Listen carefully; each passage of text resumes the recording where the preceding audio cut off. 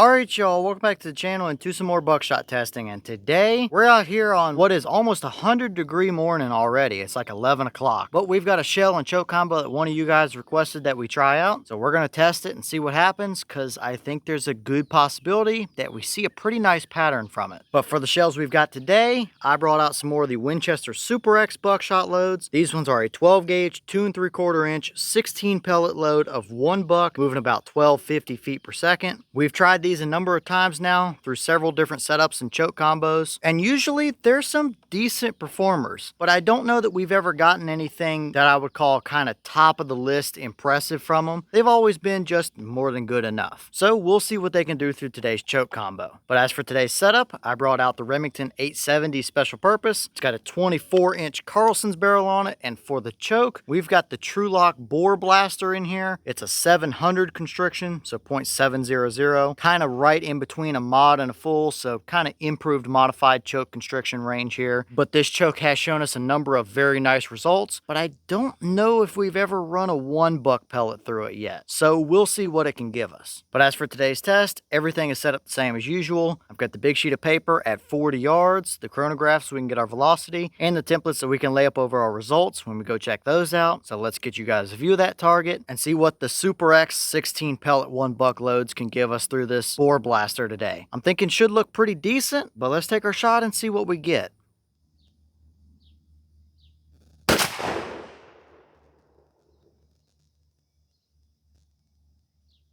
All right, so we saw 1241 through the chrono out of that shell. The boss claim is 1250. So from our 24-inch barrel, plus a little bit of choke out the end, just shy of that 1250 is pretty much right where I would expect to be. So looking perfect for a velocity, but how did they pattern through that Boar Blaster? Let's go check it out and see.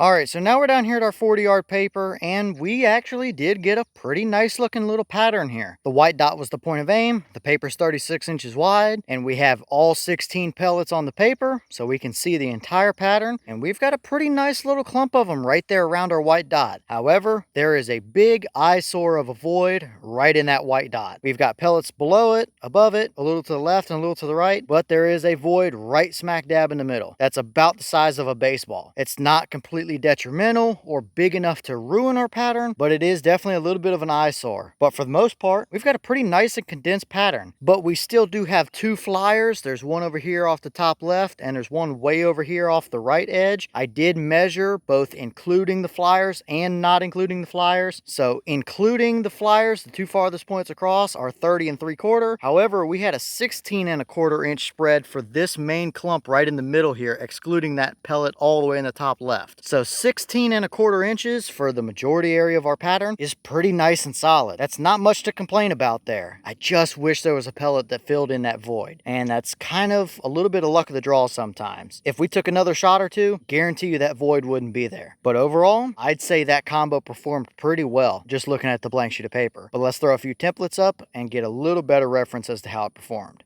So first up here is our 10-inch circle, and at 40 yards, we had 9 of the 16 pellets within there, but you can see we pretty much just outlined that white dot. So that void is still noticeable, but 9 pellets worth of 1 buck in a 10-inch circle at 40 is pretty solid. And everything else is right behind that template except those couple flyers. So looking pretty decent there, minus the void, but let's throw an animal template up and see how it would look if you took it out on a hunt. So here's our deer template, and of course, when we line it up with our point of aim, you would have absolutely covered his vitals in pellets, no doubt about it. That's absolutely a dead deer. He's not going very far, if anywhere at all. So out to 40 yards, I would say this combination is plenty capable of taking out on a deer hunt. If we had one of those flyers through that void area, then you would have hit just about every vital area right there through the boiler room. So yeah, definitely very solid pattern, and you don't completely cover him in pellets either, so you're not going to be damaging too much extra meat or anything like that. Really, the only pellet that didn't hit him was that flyer all the way over there on the right. That was in front of him. Everything else is right there. So it looks pretty nice there on a deer template, but let's throw the hog template up and we'll see how it looks on a little bit smaller body animal as well. I think it's going to be pretty well the same, but I've got it, so we might as well take a peek at it. And here's that hog template, and just like I suspected, looks pretty well the exact same. So good enough for a 40-yard hog hunt as well, no doubt about it. And for those of you predator hunters, or hunters that might have a random opportunity here or there to shoot a coyote or something, a coyote would be just a little smaller than this hog template is, and you would clearly have a good enough pattern to get the job done for those guys as well. So good enough there. And overall, I would say that combo is a pretty nice performer. Really, there's not a ton to complain about there. A little over 16 inches for the main majority of your pattern is more than capable of getting the job done for whatever you would need it for. Plus, if you misjudge your range or something by 5 yards or whatever, 45 and 50 yards on a deer is still going to get the job done with those shells and that kind of pattern. So I guess the only two minor nitpicky things are the two flyers on both sides and that one little void right on the white dot. So overall, I think this combo did about what I expected it to. I thought it was going to give us a good pattern, and I would say we got a pretty solid one here. So not really a ton of complaints from me as far as the main area of the pattern goes.